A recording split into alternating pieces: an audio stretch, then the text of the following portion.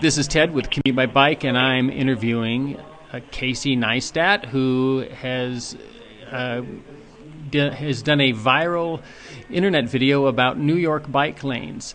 And Casey, tell me what inspired you to do the video? Well, I'd like to kind of preface this response by saying that, just for your audience, Ted, that I'm a pretty avid cyclist. I moved to New York City 10 years ago, and I moved here with a bicycle and a computer. So I've been riding my bike to and from work every day for the last 10 years. And when I'm not riding my bike to work, I'm a competitive athlete.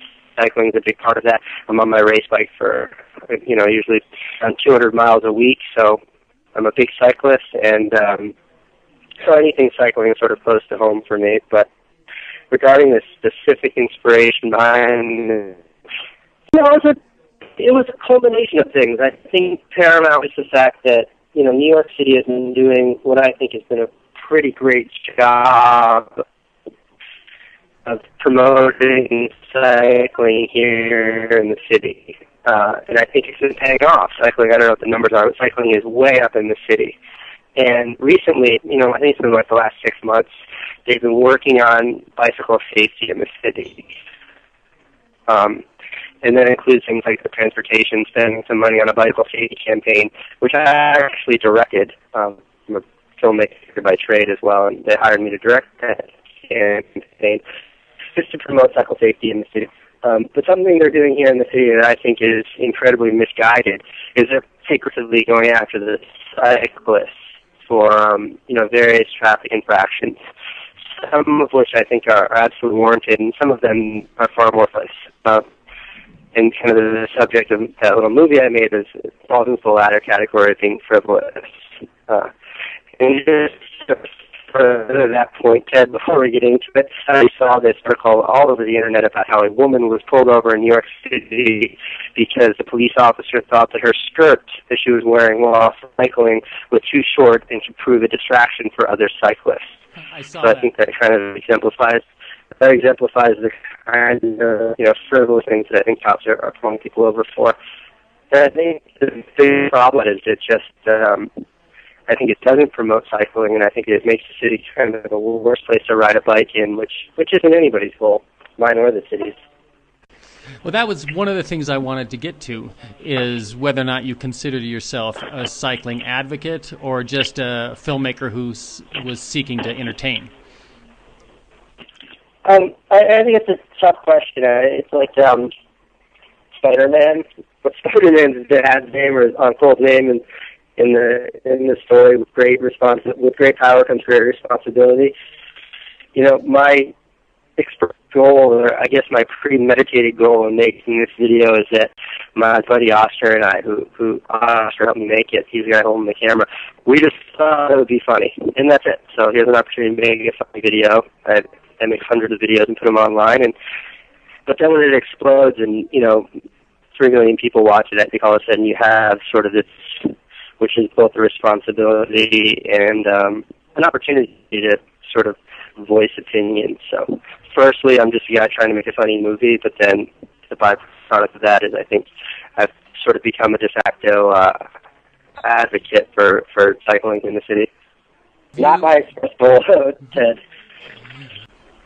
Well, I have to tell you, when I saw the movie, somebody instant messaged it to me, and I watched it, and I had a feeling that was going to go viral. And when I published it on Commute by Bike, it only had it had less than 700 views at that point. So, well, then I think I owe you a thank you. I don't think it was Commute by Bike that lighted the fire, but you're welcome. So tell me, if you want to, I'd like to not to go over this interview, but I'd love to kind of jump into some of the, I guess, the euphemism of the conversation, but more literally kind of the controversy or conflict arguments that you guys are having on your blog about the video. I don't know, I'd love to kind of address some of those head on and maybe give people some questions to some of the attend politely some of their questions. Sure. I think that I've been, I don't know if the right word is playing devil's advocate, but I do feel that sometimes there is a knee-jerk response by some cyclists to assume that the cyclist is right and the cop was wrong. So I've been trying to try to look at this from the cop's perspective. So tell us, go ahead, and you've read the comments in the interview or in the post, so tell me what your response is to that. Yeah, I think just to surmise what a lot of the dialogue has been on your site is it's just, I guess it's saying, and feel free to jump in, yeah, but it sort of reads like, maybe the cop is just trying to keep the city a safer place, and maybe I'm just, I don't know, an asshole or an opportunist who saw a way of poking fun at the police. Would you say that's fairly accurate? Yeah. Some of the comments take up both of those positions. Yes, I think that. Firstly, I think that not even some of all the dialogue in the comment feed on your blog, I think it's a very kind of esoteric dialogue, meaning it's a conversation that reads, I think, for people who are certainly bike commuters, and I think even digging deeper than that, it almost reads like none of these people ride in New York City. But certainly, this is part of the dialogue that I think pertains to a very tiny percentage of actual cyclists out there. So, in that context, in that respect, I think some of this is semi-valid rather, by saying things like, I think of the equivalent of a child being scolded, and then he proceeds to demonstrate the impossibility without ever opening his mouth. But I think that what this thread is overlooking, somewhat naively overlooking, is the fact that, right or wrong, or whether I was justified in getting that very specific ticket, or even more so whether or not I should have just gone to court and fight it. I think what this movie's done is it's opened up a dialogue, and it's forced people to start talking about, bicycling in the city, and more importantly, picking a city, and then to dig even a little bit deeper at, whether or not the practices of New York City and New York City Police Department are helping this town to become a better, more welcoming place for cyclists, a safer place for cyclists, or not. And I don't know, I think that, I take argument with a lot of this thread sort of omits that. And it's like, to discount the reach of a movie like this, and a movie like this would not have a reach if it was just a very concise political argument, because nobody gives a shit about precise political arguments. Like, they're far more important, and I say this with a little sardonicism, but, there are far more important injustices in the world that nobody's paying attention to right now than my stupid bike video. But because this video is whatever it is, funny or silly, or people like it for whatever reason, it's forcing a dialogue. And I think that disappointing, a lot of your thread is missing that, or it's discounting the fact that this is creating a dialogue and creating an awareness. So without even diving into kind of the minutiae of the argument on your website, I think that, again, I think it's kind of disappointing that people are missing that, or missing the fact that, what your site, you told me, has about 120,000 page views a month, and, say 10%, say 50% of those page views are unique page views, and that's an optimistic number. But if that were the case, it would be what, 2 or 3 years before your entire website has kind of the social footprint that this stupid little movie had gotten in 6 days. Mm-hmm. So I think that the frustration that I have with this dialogue thread on your website is that it discounts all of that. And that's not to say that the 3 million people that see this movie all stand up and say, let's make this better place to ride bikes in, but say if 1% of those 3 million, say if, 30,000 people are having a conversation about this, well then that's 30,000 people having a conversation that weren't with it. If 1% of those 30,000, which is 300, are actually doing something about it, well, then that's 300 people that are doing something about bike safety or about the practices of the police department on cyclists that are doing something that weren't doing it before. So I think a lot of your thread's right, and you could absolutely criticize a lot of the minutiae of the video, and it was definitely, I did edit it in a way that makes my argument the most compelling, and I didn't give the cop a fair chance to argue. I didn't do any of that because my soul expressed and makes the most palatable, kind of funny video possible. And as a result of that, I've created a reach and an awareness that I think goes way beyond anything that a more political, concise, well-rounded argument would have done. So I guess that's sort of my stance on it, is that, yeah, there are a shitload of shortcomings in my video, which all of your readers are very quick to point out, and I'm not going to argue, so I think they're right. There are a lot of shortcomings there. In defense of the readers, I think that most of the commenters in the post are people who liked your video, and I think the main critic of the video was me. So if anyone's been a jerk about the content or the impact of your video, I think I'm standing in front of them. So sure, and look, and I think Community by Bike's a great blog, and I think what you're trying to do is a good thing. So I'm not putting down in any way, Ted. I'm more just sort of, I think, because talking to you is kind of the first opportunity I've had to speak to this somewhat narrow viewer base, that why not get specific on it? And there have been naysayers out there. I can see some consistencies in the criticism of this video. So that's all I'm trying to address. I'm certainly not trying to pick on any of your commenters or anything like that, but I just want to say that they're absolutely right in criticizing the things that they are criticizing. Like, there was a much more conversation with the police officer, and by no means a law-abiding, rule-abiding cyclist. I would say I overlooked 90% of the rules of the road, and the police officer pulled me over excessively so. It just so happened the ticket he gave me for was something that made a great video. If he gave me a ticket for running a red light, then I would have had to just pay it, and I wouldn't have made a movie about it, because who gives a shit about that? But because he chose to pick on something that I thought was addressable, then I made a video about it. Yeah, absolutely. I just wanted to make sure, I wanted to give you permission to be annoyed with me, more so than the readers of Commute by Bike. I want to get back to your point that you've started a conversation, and you absolutely have. And when I first saw your video, and there had only been a few hundred views at that point, that was my question, was whether or not this would do more harm than good, whether the people who saw it would actually misunderstand the nature of that particular law in New York City.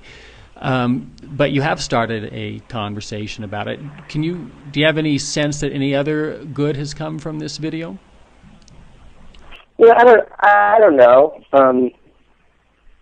I think right now the obvious good is just what you just said there, Ted, which is it made you conscious of this that perhaps weren't. And what the this is what is important to me, and the this isn't the fact whether we should be ticketed for riding in bike lanes. I don't really give a shit about that. I'm never going to ride in bike lanes, and whether it's legal or not, it's not going to change that. But I think it's just, is pursuing cyclists the best way to make the city more or any place more bicycle friendly? Whether that's Arizona or New York or Canada or Scotland, which I'm doing an interview with in an hour. And I think that's kind of a triumph of the video. Again, it wasn't my express goal, so it's tough to really take credit for it. But now that it's happened, I'm excited about it. The mayor, a lot of the criticism I'm getting is people saying, well, why didn't you just go fight it in court? Which it's such a naive and fucking stupid argument, because I don't know how many times you've been to court to fight a ticket, but I've been to court to fight a ticket about 100 times in my life. Yeah, I mean, whether the cop wins or loses, it doesn't matter. He hands out hundreds of tickets a month, and that's his job, is to either to go to court and win those or lose those. So it's ineffective. It doesn't start a dialogue that goes beyond yourself. So yeah, I bought that ticket and maybe not paid the $50, but would 3 million people have given a shit about me losing a ticket or paying a ticket in court? There's no way. And, Michael Bloomberg, the mayor of New York City, was questioned about this very subject. And in fact, they referenced my movie in that interview, and I just don't see that happening if I had just bitched about getting a ticket. And I think to overlook that is some of the short-sightedness of the criticism on the video. I saw that you tweeted yesterday that you had actually run into that cop again. What was that conversation like? Well, it's funny because I have been paying attention to my YouTube comments, which is not the comments, my YouTube messages, which is something I've never done. And I saw it, and it was titled "The Truth." And it very explicitly highlighted the infractions I make every day on my commute. So I ride the same exact route every day to work. And he was like, you run red lights, you're in the bike lane, you're always doing this, you're always doing that. And I pulled you for all that stuff. I happened to give you a ticket for that. And I knew it had to be the cop, because no one else knows that stuff. So I contacted him, and I gave him all my personal contact information. I said they'd be in touch. I apologize if it didn't get at all. And he didn't really respond. And then sure enough, yesterday morning, the very day after that, he hits me with his lights. And I pull over, and it was him, and I was excited to see him. And I jumped in the car and gave him a handshake, and we were chit-chatting. And he told me that his daughter was pretty excited about the 2.8 million views. And yeah, he's a totally cool guy. And he's always careful to point out that it's just that New York City, given that they're far from perfect, but a lot of the cops in this town, or at least most of the cops that I've interacted with, there's so much real time going on here that they don't really give a shit about the harassing people. I've never been harassed in a way that's really upset me. So I think the cops in New York are fairly cool. And even when this guy pulled me over, which I don't really understand his motives there, but even when he pulled me over, he was cool about it. I mean, I've never had a cop let me film him before. So I think I can go on the record now after running into him yesterday and say that he and I are friends. Mm-hmm. I have his email, he has mine, and we're in touch. But totally cool guy. I referred to him as my co-star when I saw him. As the what? As my co-star. That's great. Yeah, he's cool. Well, I appreciate you taking the time to call, and congratulations again on the success of the video. I talked a lot, but there's one thing to point out, because I did say that I break all the rules of cycling, which is true. I'm a major rule breaker on my bike, but there are two rules I follow, and everything else sort of falls under these two rules. I never like to put myself in danger, and I also don't like to put people, whether that's pedestrians or drivers of cars or other cyclists.